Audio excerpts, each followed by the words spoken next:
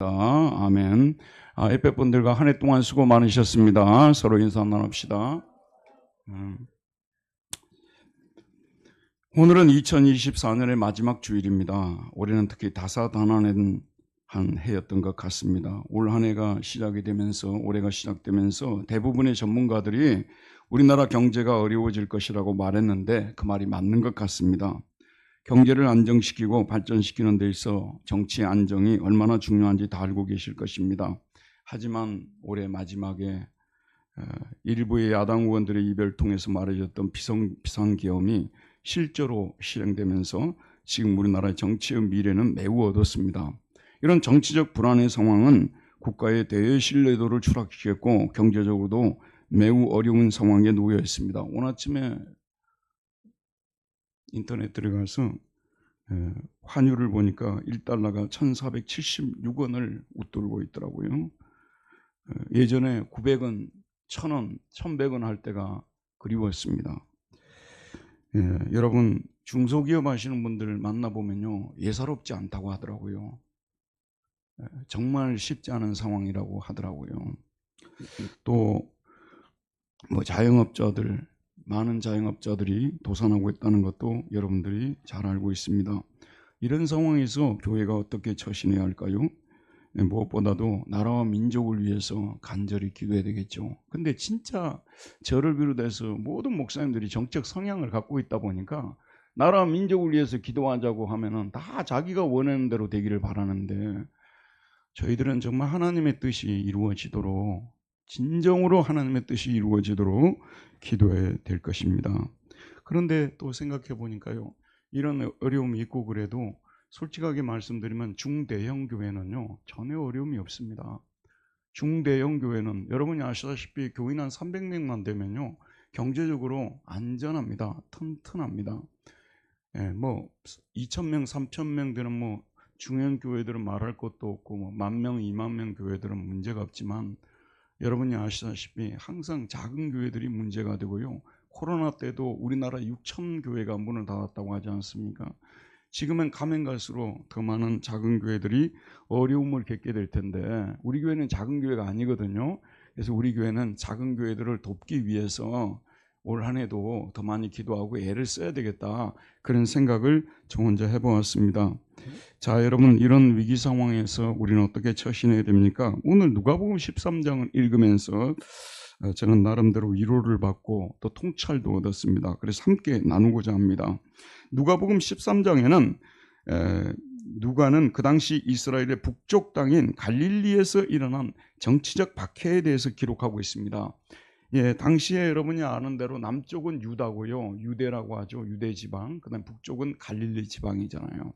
근데 이 갈릴리 지방은 오늘 우리 식으로 말하자면 정확하게 북한 같은 곳이에요. 근데 그곳에서 정말 말도 안 되는 일이 일어났습니다. 1절에서 5절 누가복음 13장 1절에서 5절에 보면 북쪽의 갈릴리 사람들 중 일부가 큰 죄를 범했습니다. 그들의 죄가 너무 잔인하였으므로 당시 로마 제국의 유대 총독이었던 빌라도가 이 갈릴리 사람들을 처형하고 그들의 피를 그들이 제사 때 드리던 희생 제물에 섞었을 정도였습니다. 이 꼴보기 싫은 갈릴리 사람들이 중대한 죄를 범했기 때문에 그들은 이렇게 죽어도 마땅하다고 생각하면서 유대인들 중 두어 사람이 예수님에게 이 사실을 알리면서 예수님께 답을 기다립니다. 2절에서 3절에 보면 대답하여 이르시되 너희는 이 갈릴리 사람들이 이같이 해받음으로 다른 모든 갈릴리 사람보다 죄가 더 있는 줄 아느냐? 너희에게 이르노니 아니라 너희도 만일 회개하지 아니하면 다 이와 같이 망하리라. 우리식으로 말씀드리면 북한의 일부의 지역에서 많은 사람들이 죽었어요. 그러니까 안 죽은 사람들보다 그들이 죄가 더 많아서 죽은 줄 아느냐? 항상 우리가 잊지 말아야 될 것이요. 우리 대한민국은 대체로 예수를 믿고 북쪽은 예수를 안 믿지 않습니까? 그래서 우리 대한민국 사람이 예수를 믿는 사람들이기 때문에 북쪽 사람들보다 더 하나님 앞에 깨끗하게 살고 있다는 말을 저는 못하겠어요. 그렇게 말하기가 쉽지가 않습니다. 북쪽에서도 그런 일이 있었다면 남쪽에 있는 유대인들, 여러분 예루살렘 사는 당신들도 회개하지 않으면 다 이와 같이 망할 것이다 라고 말하면서 유대인들에게 임한 회개하지 않아서 하나님의 심판을 받은 유대인들을 언급하고 있는데 예수님은 예루살렘 사람들도 회개하지 않으면 똑같은 심판을 받을 것을 말씀하십니다. 그러면서 이 사건이 일어나기 얼마 전에 예루살렘 실로암 망대가 무너져 치여 죽은 사람들의 가난에서 언급하고 있는데, 망대라는 말은 요즘 세대 그 청년들이나 심지어는 우리 아이들은요, 망대라는 말을 잘 모릅니다. 근데 여러분도 여행을 많이 가봤을 거예요. 좀 큰 도시 가게 되면요, 그 도시 전체를 내다볼 수 있는 타워가 있어요. 여러분 보셨죠? 우리나라도 무슨 타워가 있어요? 서울 타워가 있어요. 저 가본 지 오래돼가지고 서울 타워가 있습니다. 서울 전체를 다 볼 수 있는 데죠. 실로암 타워, 도시마다 다 있어요, 여러분. 근데 이 타워가 무너져 버렸어요. 무슨 일로 무너졌는지는 모르지만 그때 무너져 치여 죽은 18사람이 18명이 깔려서 죽었어요. 근데 이들이 예루살렘에 거한 다른 모든 사람보다 죄가 더 있는 줄 아느냐? 너에게 이르노니 너희도 만일 회개하지 아니하면 다 이와 같이 망하리라. 그 실로암 망대가 무너져서 깔려서 죽은 18사람보다 너희들이 의로운 줄 아느냐? 너희도 회개하지 않으면 죽을 것이라고 주님께서 말씀하고 있는데, 계속해서 우리 예수님이 예루살렘에서 죽음을 앞두고 이런 말씀들을 통해서 회개하라고 말씀하고 있는데요, 우리 믿는 사람들은 회개하라는 말을 좋아해야 돼요. 믿는 사람들은 회개하라는 말, 여러분 정말 좋으시죠? 좋으신 분들은 아멘 하시길 바랍니다. 안 좋으신 분들은 아멘 안 하시죠. 왜냐하면 우리는 정말 항상 돌아봐도 회개할 것이 많기 때문에 그렇죠, 여러분. 근데 회개하면서도 또 돌아서면 또 우리가 죄를 짓고, 그것이 문제지. 회개할 때는 우리가 기쁨으로 회개해야 되는 거예요. 회개하라고 주님이 말씀하고 있는데, 우리 주님께서 회개하라고 말씀하실 때는요, 잘 되라고 회개하라고 하는 거지 죽으라고 회개하는 게 아니에요. 정말 잘 되도록. 부모가 되어 보신 분들은, 부모가 안 된 사람들을, 마음 안 되신 분들은 부모의 마음을 모르죠. 부모가 된 사람들이 자기 자녀를요 책망을 하는데 끝까지 책망해요. 끝까지 그 잘못된 습관을 고쳐주려고 하는데, 옆집 아줌마는 절대 그런 일 없어요. 자기 부모는 그 자식이 잘 되도록 고치라고 그렇게 말씀하시는 것이거든요. 그래서 부모가, 자식이 부모한테 효도하는 거는요, 부모가 그렇게 간절히 부탁하는 것을 기쁨으로 들어주는 거, 그게 부모에게 효도하는 것입니다. 이게 갈릴리의 당시 예루살렘의 정치적 상황이었습니다. 그러면 그 당시에 예루살렘의 종교적 상황은 어떠했느냐? 자, 예수님께서 예루살렘에 들어가기 전에 예루살렘의 종교적 상황을 말씀하고 있는데, 그 예루살렘에 많은 신앙인들이 모여 있었는데, 이분들의 특징은 뭐냐면 다 자기들이 하나님을 잘 믿는다고 생각했어요. 제가 우리 교인들을 보면요, 우리 교인들 중에서는 예루살렘 주민들 같은 그런 분들은 거의 없는 것 같아요. 제가 잘 보았는지 모르지만 우리 교인들 중에서는 막 자기가 신앙생활 잘한다고 막 내세우고 그런 분들은 거의 없어서 그게 참 하나님의 은혜인 것입니다. 그런데 예루살렘에 거주하는 분들은요, 역사적인 도시 아닙니까? 다윗이 거했던 도시고요. 역사적인 이 도시, 예루살렘에 거하는 분들의 자부심이, 영적 자부심이 대단했습니다. 그런데 문제는, 우리 신앙인들은, 제가 로마서 6장 설교를 통해서 계속 말씀을 드렸는데요, 자꾸 하나님이 기뻐하는 열매를 맺어서 하나님께 드리려고 노력해야 돼요. 저녁에 자다가도 내가 올 한 해 동안 맺은 열매가 무엇인지를 자꾸 생각해 보고요, 내가 맺은 열매가 참 적구나, 이런 열매로 하나님 기뻐하시겠는가? 2025년에는 더 좋은 열매를 맺어서 하나님께 드려야 된다. 근데 여러분 반대로 한번 생각해 보세요. 열매 맺지도 않고, 심지어는 열매 맺을 생각까지도 안 해버리는 거예요. 내가 이 정도면 됐지, 뭐 더 좋은 선행을 하라고, 뭐 더 좋은 열매를 맺으라고. 이렇게 한다면 안타까운데, 예루살렘 주민들이 그런 안타까운 상황에 놓여 있었습니다. 그래서 예수님께서 비유로 말씀하시는데요, 이에 비유로 말씀하시되, 한 사람이 포도원에 무화과 나무를 심은 것이 있더니 와서 그 열매를 구하였으나 알지 못하니라. 어찌 못한지라. 포도원 지기에게 이르되, 내가 3년을 와서 이 무화과 나무에서 열매를 구하되 얻지 못하니 찍어버리라. 어찌 땅만 버리게 하겠느냐? 대답하여 이르되, 주인이여, 금년에는 그대로 두소서. 내가 두릅하고 거름을 줄이니 이후에 만일 열매가 열면 좋거니와 그렇지 않으면 찍어버리소서 하였다 하시니라. 지나간 것들에 대해서는 지나간 일들은 다 잊어버리는 게 좋죠. 여러분이 신앙생활 할 때요, 어떤 애는 참 열심히 신앙생활 했을 것입니다. 근데 어떤 애는 또 열심히 신앙생활하고 다른 열매를 못 맺고 계셨을 수도 있습니다. 그러나 2025년부터는 열심을 내서 열매를 맺어야 되겠다. 우리 권사님들이 지난주 이번주 권사님들 식사도 하고 우리 목회자들도 대접하면서 열정을 회복하자고 그래서 제가 기분이 너무 좋았습니다. 금요기도에도 우리 권사님들이 막 참여를 하시고 사람마다 다 다른데요, 저는 직분을 이렇게 드릴 때 너무 많이 까다롭게 하는 목회자가 아닙니다. 저도 뭐 그렇게 뭐 까다롭게 했으면 목사 됐겠습니까? 중요한 게 뭔 줄 아십니까, 여러분? 직분을 받았으면 직분에 걸맞게 행동해서 자기 스스로 그 직분을 빛나게 만들어야 돼요. 여러분들이 예를 들어서 권사라는 직분을 받았는데 권사로서 사명을 잘 못하면 누가 권사라고 인정해 주겠어요, 여러분? 이름만 가지고 있는 거지. 안수 집사, 장로 다 마찬가지 아니겠어요? 목회자도 마찬가지고요. 그 직분을 주신 분은 하나님이시기 때문에 그분 앞에서 열매를 맺어서 드려야 되는데 아직 열매를 맺지 못하고 있다면 오늘 주인이여 금년에는 그대로 두소서, 내가 돌을 파고 걸음을 줄이니 이후에 만일 열매가 열면 좋거니와 그렇지 않으면 찍어버리소서. 하나님은 우리에게 수도 없이 많은 기회를 주셨습니다. 수없이 많은 기회를 주시고 계세요. 우리가 다시 열심을 내서 열매 맺는 신앙인들이 되어야 합니다. 자, 예루살렘에 예수님이 이제 들어가셔서 하신 일들이 나오고 있는데 얼마나 있으면, 조금 있으면 내일과 모레 한 며칠이 있으면 예수님이 심판을 받고 그 다음에 십자가에 못 박혀 죽으실 상황입니다. 그런데도 들어보세요, 여러분. 예수님께서는 하시는 일을, 자신이 해오던 일을 꾸준히 성실하게 하고 있다는 것이 중요합니다. 여러분들도요, 이제 연세가 드신 분들 이번 주에 교회 나오고, 지난주에 나왔던 것처럼 이번 주에 교회 나오고 집에 들어가셔서 조용히 천국 가는 그런 기도하시기 바랍니다. 그게 제일 좋아요, 여러분. 저는 그런 생각을 해봤어요. 유명한 화가가 있습니다. 고호 같은 화가가 있잖아요. 고호 같은 화가가 있는데 제가 진짜 고호나 고갱의 그런 그림을 보니까요, 그 제자들이 그린 그림하고 비슷한 것 같은데 다르더라고요. 확실히 이 사람들은 다르더라고요.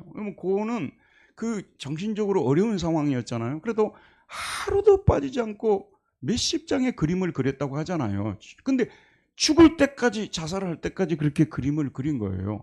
진정한 화가는요, 자기가 하는 일이 죽음이 가까웠다고 해서 등한히 하는 일이 없어요. 예술가도 그렇고 문학가도 그렇고요. 마찬가지로 우리 예수님께서도 이제 곧 있으면 십자가에 못 박혀 돌아가실 텐데도요, 예수님이 마지막 사역을 수행하는 장면이 나오고 있는데 13장 10절에서 17절에 보면 예수께서 안식일에 한 회당에서 가르치실 때에 18해 동안이나 귀신 들려 앓으며 꼬부라져 조금도 패지 못하는 한 여자가 있더라. 예수께서 보시고 불러 이르시되 여자여, 내가 네 병에서 노였다 하시고 안수하시니 여자가 곧 패고 하나님께 영광을 돌리는지라. 회당장이 예수께서 안식일에 병 고치는 것을 분내어 무리에게 이르되 일할 날이 엿새가 있으니 그동안에 와서 고침을 받을 것이요 안식일은 하지 말 것이라 하거늘, 주께서 대답하여 이르시되 외식하는 자들아, 너희가 각각 안식일에 자기의 소나 나귀를 외양간에서 풀어내고 이끌고 가서 물을 먹이지 아니하느냐. 그러면 18해 동안 사탄에게 매임받은 이 아브라함의 딸을 안식일에 이 매임에서 푸는 것이 합당하지 아니하냐. 예수께서 이 말씀을 하시며 모든 반대하는 자들은 부끄러워하고 온 무리는 그가 하시는 모든 영광스러운 일을 기뻐하니라. 18해 18년 동안이나 귀신에게 매여가지고 병 걸려서 고통당하는 이 여자를 고쳐주시는, 예수님이 하신 4대 사역 중에 하나가 치유 사역 아니겠습니까? 그 다음에 축사 사역이 있고요, 하나님 나라를 전파하는 사역이 있고, 티칭 사역, 가르치는 사역이 있는데 지금 조금 있으면 십자가에 못 박혀 돌아가실 텐데도 예수님께서는 이 사역을 그대로 성실하게 계속하는 것을 볼 수 있습니다. 다시 한번 말씀드립니다만 이번 주에 교회 나오고 돌아가셔서 돌아가시기를 바랍니다. 그게 얼마나 좋은 건지, 우리 예수님이 그렇게 행하시는 것을 우리는 본받아야 할 것입니다. 그 다음에 씨 뿌리는 비유와 누룩 비유를 통해서 하나님 나라가 어떤 나라를 알려주는데, 여러분 우리 예수님은 이 땅에 계시는 동안 하나님 나라가 어떤 나라인지를 가르치는데 가장 많은 시간을 투자를 했잖아요.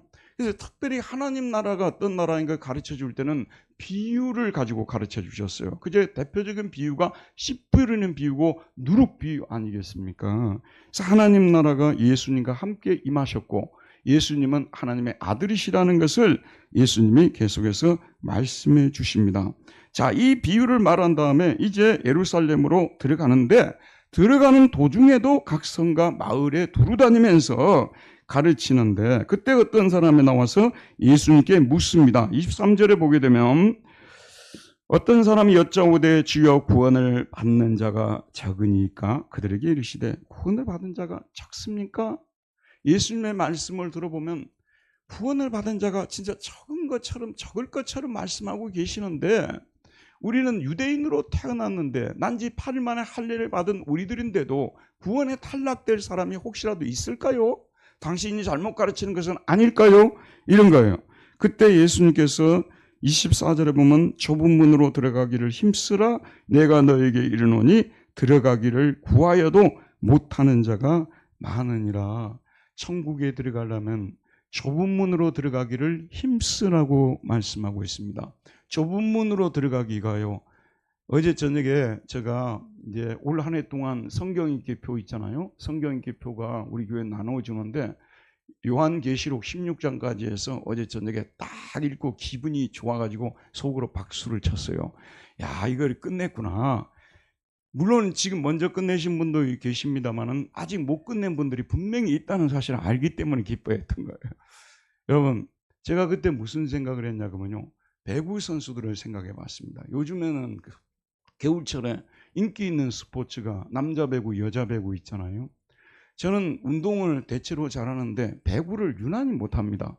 배구는 여기가 공이 너무 첫째로 아파요. 여기가요. 아프고 이 배구를 제가 잘 못해요. 여러분, 배구 선수들에 대해서 제가 들은 얘기가 있는데요. 배구 선수를 어느 정도 하고 나면요, 다 장애인들이 된다 그러더라고요. 얼마나 이 훈련 강도가 이게 힘든지. 매일 하는 게 뭡니까? 서비스 넣고, 그 다음에 리시브하고, 그 다음에 스파이크하고, 계속 그 훈련을 매일매일 하다 보니까 몸이 못 견디는 거예요. 그래서 나중에 다 장애인이 된다 그러더라고요. 저는 무슨 생각을 했냐면요, 수많은 그리스도인들이 저를 비롯해서 착각하는 것이 뭐냐면요, 우리 그리스도인들은 특별한 훈련이 없이도 신앙이 잘 유지될 것이라고 우리만 그렇게 믿고 있어요. 모든 다른 분야의 사람들은 야구 선수든지 뭐 예술인이든지 뭐 음악가들이든지 이런 사람들은 그렇게 생각 안 하는데 우리 그리스도인들만 그렇게 믿는 경향이 있어요. 그래도 내가 뭐 이 정도 믿으면 되지 뭐. 그래서 열심히 성경을 보고 열심히 기도하고 하나님 앞에 바로 서려고 투쟁을 안 하는 거예요, 이게요.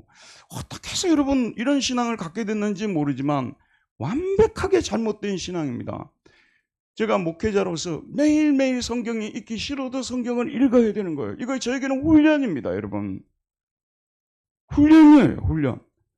여러분도 이런 훈련을 해야 되는 거예요. 우리 예수님도 그렇게 하셨는데 지금 곧 돌아가실 상황인데도 자신이 해오던 일을 꾸준하게 성실하게 하고 계시는데, 야, 우리 그리스도인들은요, 언젠가부터 간이 큰 사람들이 돼버렸고요, 그냥 널널하게 하나님 믿어도 좁은 길로 안 들어가도요, 천국 무사히 들어간다고 수많은 그리스도인들이 믿고 있습니다. 근데 주님의 말씀은 달라요.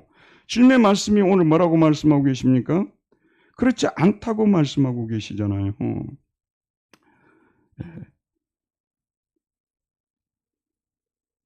좁은 문으로 들어가기를 힘쓰라. 내가 너에게 이르노니 들어가기를 구하여도 못하는 자가 많으니라.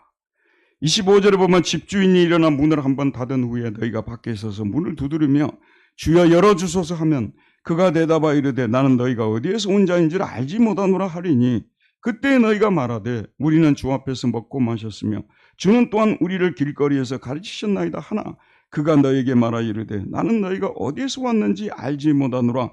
행악하는 모든 자들아 나를 떠나가라리라. 이건 비유로, 집주인의 비유를 통해서 말씀하고 계시는데, 주인님하고 함께 식사한 적도 얼마나 많고 함께 예루살렘 거리를 다닌 적도 얼마나 많은데 우리를 왜 못 들어오게 하는 겁니까? 문제는 여러분 들어보세요. 말씀에 대한 순종입니다. 수많은 사람들이 말씀을 듣습니다. 순종하는 사람은 적습니다. 근데 말씀을 듣고 순종해야 천국에 들어가는 거예요. 아멘. 완벽한 순종을 요구하는 건 아니에요.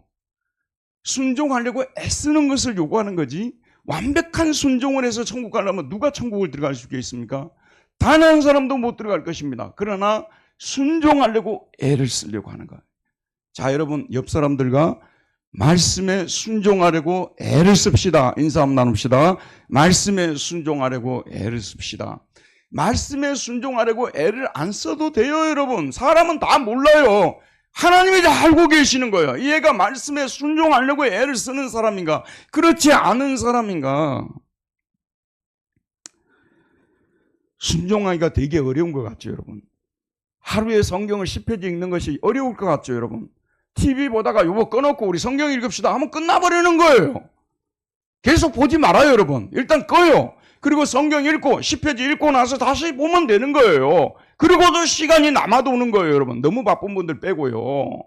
그런데도 우리는요, 성경도 안 읽고 기도도 안 하고요, 그렇게 살면서도 자신이 하나님 앞에 대단히 좋은 그리스도인이라고 생각을 한다고 말이에요. 절대 그런 일이 있어서는 안 될 것입니다. 그래서 우리 주님이 오늘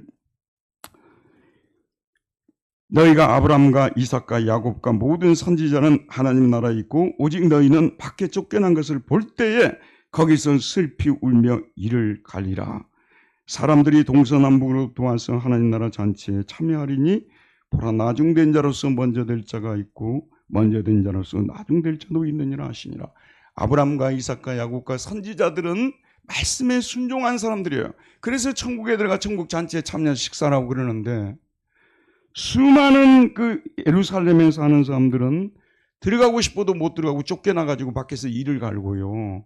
이런 경우들이 있다는 말씀입니다. 그러면서 사람들이 동서남북으로 또 와서 하나님 나라 잔치에 참여하리니, 동서남북으로 또 와서 이방인들이 오히려 하늘나라 들어가서 하늘나라 잔치에 참여하고, 유대인들은 오히려 쫓겨나는, 먼저 된 자가 나중되고 나중된 자가 먼저 된, 원래 the first와 the last예요.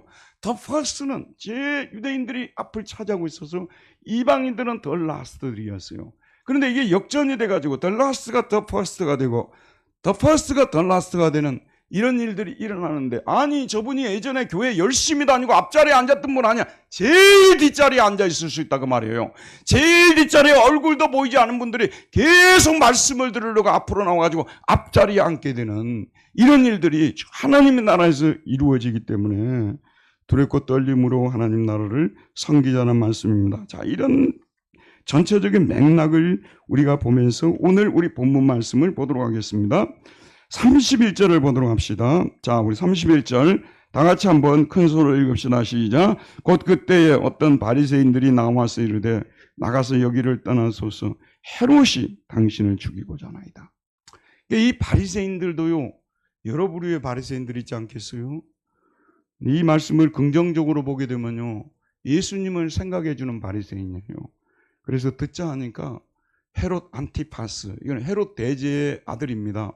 헤롯 안티파스가 당신을 지금 죽이려고 벼르고 있다, 그런 소문이 들리니까 당신 몸을 빨리 피하라고 이렇게 말하고 있습니다.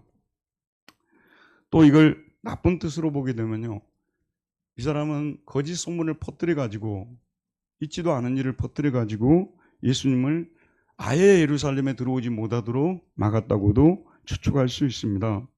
그럴 때 우리 예수님께서는 단호하십니다. 32절, 너희는 가서 저 여우에게 이르되, 헤롯을 여우라고 말하고 있습니다. 헤롯을 여우라고 말하고 있어요. 여러분, 우리 예수님은요, 정치적 혁명 같은 걸 하라고 성경 말씀에 거의 기록하지 않으셨어요. 그러나 정치 지도자들에 대해서는 별로 좋은 평을 하지 않습니다. 저 여우라고 쓰고 있습니다. 저 여우라고. 정치 지도자에 대해서 예수님께서 이렇게 평을 하고 있습니다. 저 여우에게 이르되 오늘과 내일은 내가 귀신을 쫓아내며 병을 고치다가 제3일에는 완전하여 지리라, 완전히 이루리라.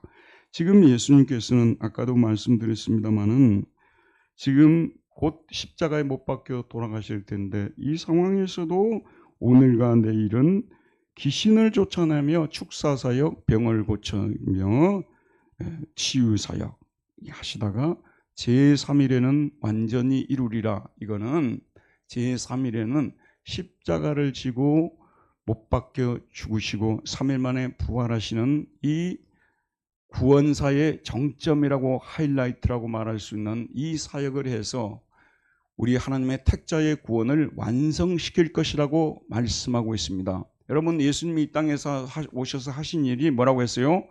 치유사역이고 그 다음에 축사사역이고 하나님 나라 전파사역이고 설교사역이에요. 그 다음에 티칭사역, 하나님 나라를 가르치는 사역을 했는데 마지막 사역이 무엇이냐면 십자가에 못 박혀 돌아가시는 사역입니다. 여러분, 말을 너무도 듣지 않는 자녀가 있다고 한번 생각해 봐요. 그 자녀가 돌아올 수 있는 유일한 방법은요, 그 부모가 죽을 때입니다. 죽을 때. 그 부모가 죽으면 그 죽는 모습을 보고 돌이키는 그런 일들을 우리 주변에서 볼 수 있듯이 인간의 죄는, 하나님께 돌아오지 않는 인간의 죄는요, 아담이 물려준 이 죄는 예수님 십자가에 돌아가셔서 피 흘려 죽으셔야만 용서받는 죄입니다. 절대로 다른 방법을 통해서는 용서받을 수가 없습니다. 그래서 우리 교회에서 십자가를 심볼로, 우리 교회 심볼로 내세우는 거예요. 십자가 없이는 구원이 없습니다. 십자가 없이는 구원이 없습니다. 십자가의 피 흘림이 없이는 사함이 없다고 말했습니다. 예수님의 모든 사역의 방향은 십자가를 향하고 있었던 것이고요. 십자가에 못 박혀 돌아가심으로 제사함을 받던 것이고, 제사함, 십자가는 제사함하고 관계되어 있어요. 부활은 뭐하고 관계되어 있습니까? 부활은 의롭게 됨과 관계되어 있습니다. 부활은 의와 관계되어 있어요. 영생과 관계되어 있습니다. 그래서 예수님이 십자가에 돌아가시지 않으셨다면 제사함을 받을 수 없고 3일 만에 부활하지 않으셨다면 의롭게 될 수 없고 영생을 얻지 못하게 되기 때문에 예수님의 사역의 절정은 십자가 부활입니다. 그래서 우리 교회가 가장 많이 전파하는 것이 십자가와 부활이고, 이거는 이미 사도시대 때부터 그랬어요. 사도들이 수많은 말씀을 전했으나 가장 중심적이고 핵심적인 메시지는 예수가 그리스도고 예수님이 그리스도고 그의 십자가 부활을 통해서 제사함 받고 영생을 얻는 것이라고 우리 말했어요. 여러분, 이제 주변에 가서 복음을 전한다고 합시다. 예수님의 십자가 부활을 전하는 것이 복음입니다. 예수님이 이렇게 좋은 말을 많이 했다고, 이웃에게 이렇게 좋은 일도 많이 하고, 그건 복음이 아니에요. 여러분, 그런 일은 석가모니도 했고요, 공자도 했고요, 소크라테스도 그런 일을 했고요. 여러분, 위대한 일이라는 세상에 유명한 사람들 많이 했어요. 그러나 우리의 죄짐을 짊어지시고 십자가에 못 박혀 돌아가시는 일은 오직 우리 주 예수님만이 하셨기 때문에 이게 복음을 전하는 겁니다. 예수님의 십자가 부활을 믿어야만 제사함 받고 영생을 얻는 줄 믿습니다. 그래서 그러나 오늘과 내일과 모레는, 그래서 예수님 뭐라고 말씀하시냐면 오늘과 세메론, 내일과 아우리오, 모레는 테에코페네. 오늘과 내일과 모레는 today, tomorrow, the next day. 오늘과 내일과 모레는 내가 갈 길을 가야 하리니 그 갈 길이 무엇이겠습니까? 병자를 보면 병을 고쳐주고, 귀신 들린 사람은 귀신을 쫓아주고, 하나를 전파하고 가르치고, 이거 아니겠습니까? 오늘과 내일과 모레는 예수님이 할 일이 있어요. 갈 길을 가야 하리니 선지자가 예루살렘 밖에서는 죽는 법이 없느니라. 이 말은 곧 무슨 얘기인 줄 아세요? 예루살렘에 들어가는 사람은 다 죽는다, 그런 뜻이에요. 그래서 나도 죽을 것이라고 주님이 미리 말씀하고 있어요. 여러분, 이런 말 들으면 혹시 분노하지 마세요. 혹시 또 다르게 생각하지 마세요.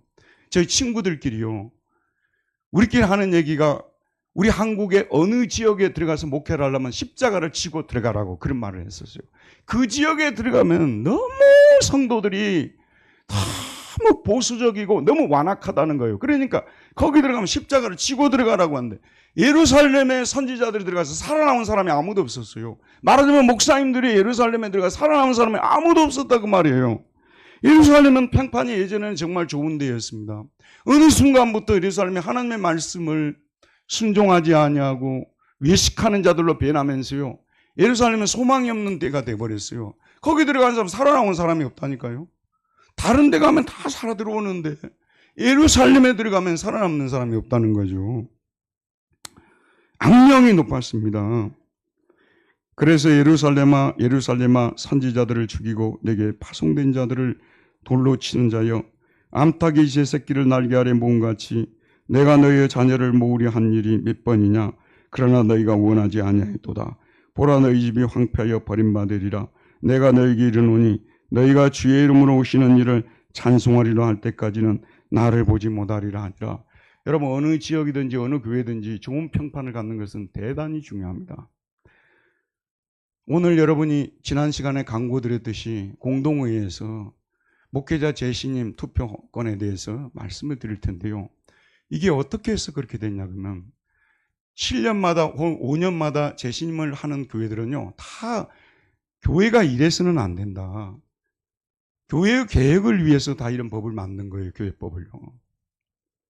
근데 저희 교회는 그런 문제가 없었습니다만은 어떻게 보면 좋은 쪽으로 이 법이 사용되었다고 볼 수가 있죠.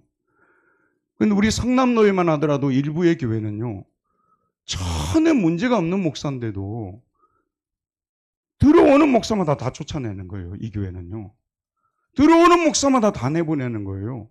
5년 딱 지나고 나면 투표해가지고 쫓아내고 또 쫓아내고 또 쫓아내고 이런 피해 사례가 계속해서 발생하다 보니까 노예적으로 그런 젊은 목회자들을 보호해줘야 된다는 생각을 가지고 공문을 보내가지고 교회마다 가능한 이 7년 재신임, 5년 재신임 투표를 없앴으면 좋겠다고, 이제 한번 위임을 받으면 70세까지 가는 걸로 하는 쪽으로 결정해주면 좋겠다고 이렇게 공문을 띄워왔어요.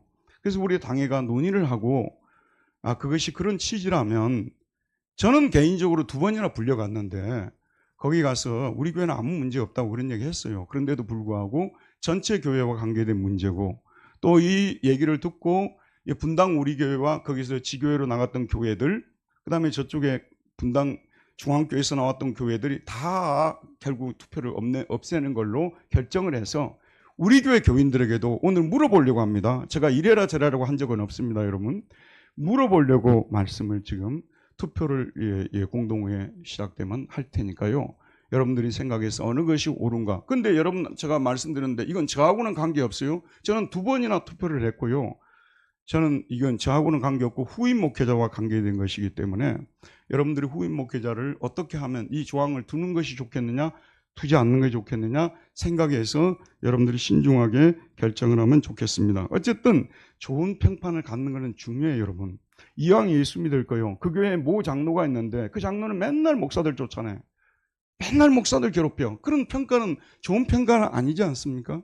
어떤 목사님이 와도 살려보려고 하고 도와주려고 하고 세워보려고 하고 함께 동역하려고 하고 그런 장로님이 그 교회에 계신데 그런 말 듣는 게 낫지 않습니까, 여러분? 예루살렘은 전에는 그랬는데요, 지금은 변질돼 버렸어요. 그래서 수많은 선지자들을 다 쫓아내고 이제는 예수님까지도 죽이려고 모의하고 있는 이런 안타까운 상황이 돼버린 것입니다. 그래서 예루살렘아 예루살렘아 선지자들을 죽이고 내게 파송된 자들을 돌로 치는 자여 암탉이 제 새끼를 날개 아래에 모음같이 내가 너희의 자녀를 모으려 한 일이 몇 번이냐. 그러나 너희가 원하지 아니하였도다.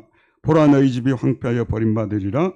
내가 너희에게 이르노니 너희가 주의 이름으로 오시는 일을 찬송하리로다 할 때까지는 나를 보지 못하리라 하시니라. 자, 여러분, 지금의 상황은 정치적으로도 또 우리 한국교회 상황으로 봐서도 여러 가지로 어려운 상황입니다.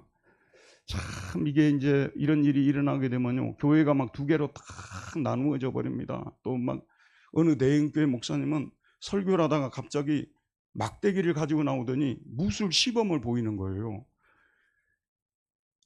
지도자를 거역하는 사람들은 하나님이 그런 식으로 다스린다는 식으로 해가지고 상징적으로 그런 표현을 하시더라고요. 와, 그 얼굴을 보니까 천사의 얼굴은 아니었어요. 너무 무서웠습니다, 여러분. 너무 무서웠습니다. 지금 우리 한국교회는요, 이런 일이 나면 교회가 2개로 딱 이렇게 쪼개지지 않습니까? 저희들은 아까도 말씀드렸습니다만은 이런 정치적 상황 속에서 정말 하나님의 뜻이 이 땅에 나타나도록 위해서 간절히 기도해야 되고요. 또 우리 한국교회는 여러 가지로 좋은 점도 많지만 또 안타까운 점도 많다는 것을 여러분들이 알고 계실 것입니다. 위에서 기도하고요. 또 우리 교회 같은 경우를 봅시다. 우리 교회가 하나님의 은혜였던 것 같아요. 예, 코로나 때 저에게 하나님이 그런 비전을 주셨는데 어렵고 힘들지만 선교사님들을 젊은 선교사들을 발탁해서 좀 더 보내고 좀 더 우리가 후원하자고 했는데 정말 하나님이 함께 하셔서 지난 몇 년 동안을 이 선교사님들의 수도 늘리고 후원금도 늘리면서 우리가 거기서 해왔다는 것이 하나님의 은혜인 줄 믿습니다. 그리고 또 한 가지는요. 제가 처음부터 답을 가지고 출발한 것은 아니었는데 올 한 해 동안 가족 초청 주의를 제가 2번 가졌잖아요. 제가 기대했던 것보다도 굉장히 성공적이었어요. 물론 그 가족들이 교회에 나오지 않지만 계속해서 나온 분들도 계셨고 20년, 30년 만에 아니면 인생의 처음으로 교회에 발을 디딘 분들도 계시니까 이 일을 하나님이 너무나 기뻐하시겠다.